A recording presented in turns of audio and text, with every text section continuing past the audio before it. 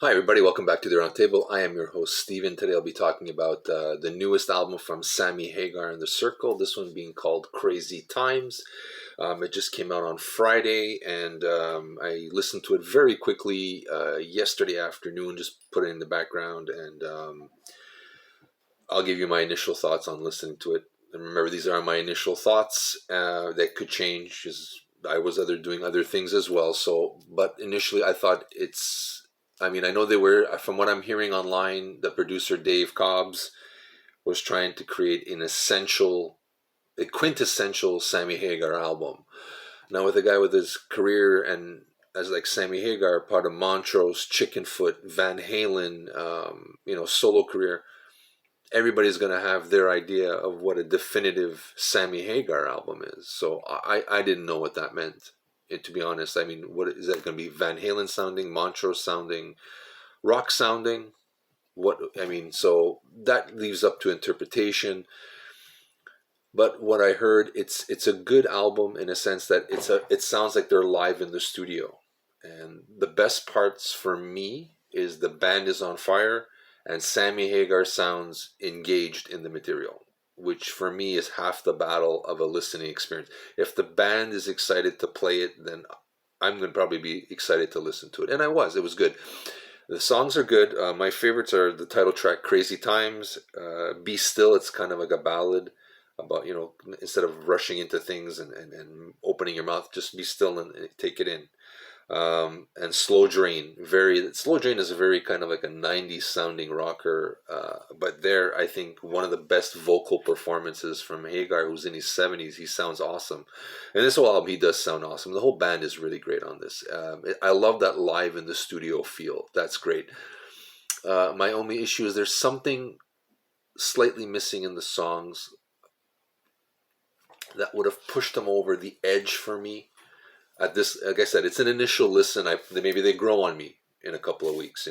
But right now I like them, but I'm not like, like when you first put on Montrose, you just go, oh, holy cow. Or you put on, 5150 for the first time, you go, oh, the minute they heard the intro, this is going to be a good album.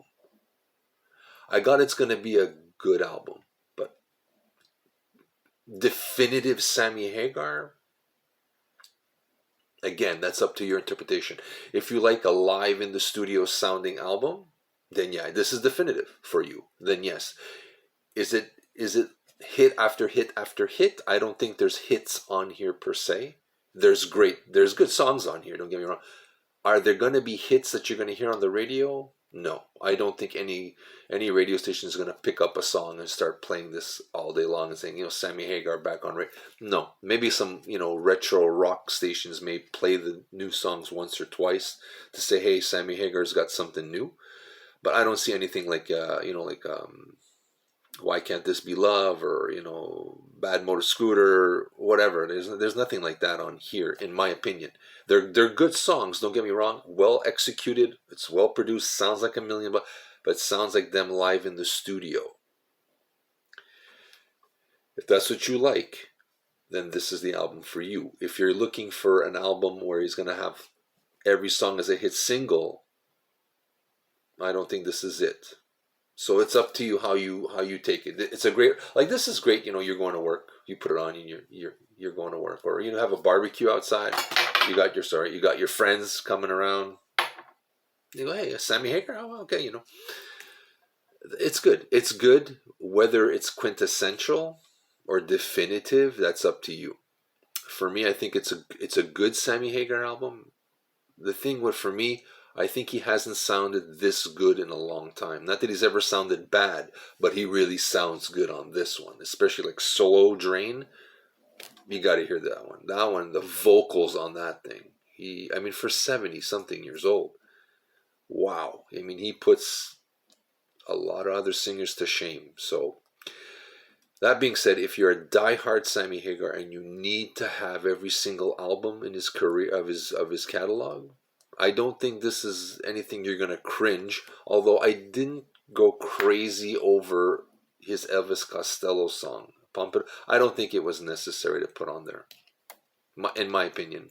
I think that should have been a B-side or a bonus track if you buy, like, a Target exclusive. yeah, put it on there. But that it had to be part of the album, no, not for me. And what's the other one?